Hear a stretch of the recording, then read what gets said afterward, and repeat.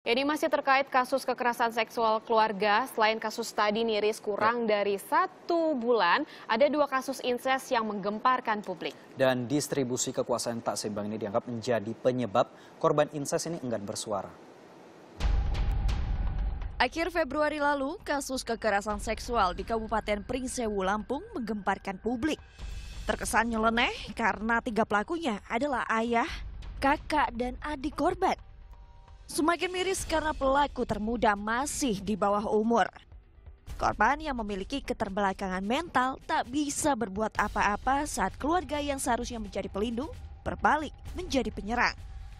Lebih dari 100 kali, perempuan 18 tahun tersebut menjadi sasaran kekerasan seksual yang dilakukan ayah, kakak, dan adiknya. Polisi telah menetapkan ketiganya sebagai tersangka. Mereka dijerat dengan pasal tentang perlindungan anak dan pasal tentang penghapusan kekerasan dalam rumah tangga. Sedangkan korban masih dalam tahap pemulihan trauma. Beberapa hari berselang, peristiwa serupa kembali terungkap di Samarinda, Kalimantan Timur. Korbannya adalah remaja 14 tahun yang masih duduk di bangku sekolah dasar. Sedangkan pelakunya adalah ayah dan kakaknya yang masih berusia 16 tahun. Kasus insest ini telah terjadi 3 tahun lamanya. Terbongkar lantaran sang ibu tak tahan lagi dengan penyimpangan yang terjadi di dalam keluarganya. Polisi telah amankan sang kakak, sedangkan ayah korban masih dalam pengejaran.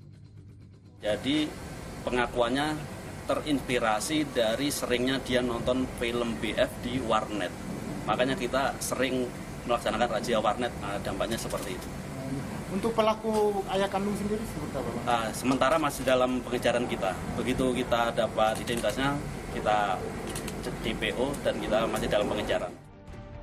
Insest atau penyimpangan seksual saudara merupakan kasus kekerasan seksual ranah privat yang paling tinggi di Indonesia. Profil pelakunya merupakan orang dengan kekuasaan tertinggi di rumah. Para pelaku ini bisa jadi adalah ayah tiri atau ayah kandung, ya. Yang jelas ketika ada distribusi kekuasaan yang tidak seimbang, lalu kemudian tidak ada pelindungnya, dan ada konteks lain yang biasanya juga terkait dengan masalah pendidikan, masalah ekonomi. Ketika ada hambatan di dalam memahami, ada hambatan di dalam masalah ekonomi, sehingga mungkin atau sosial, jadi mulai dari masalah kecerdasan intelektual, sosial, emosional, sampai finansial. Sehingga akhirnya pemenuhan kebutuhan itu dipaksakan pada korban-korban atau keluarga yang ternyata tidak berdaya ini, yang seharusnya dilindungi.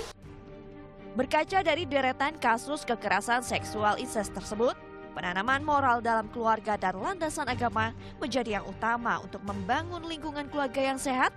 Dari lingkup terkecil inilah yang nantinya jadi penentu kualitas setiap individu akan tumbuh dan berkembang.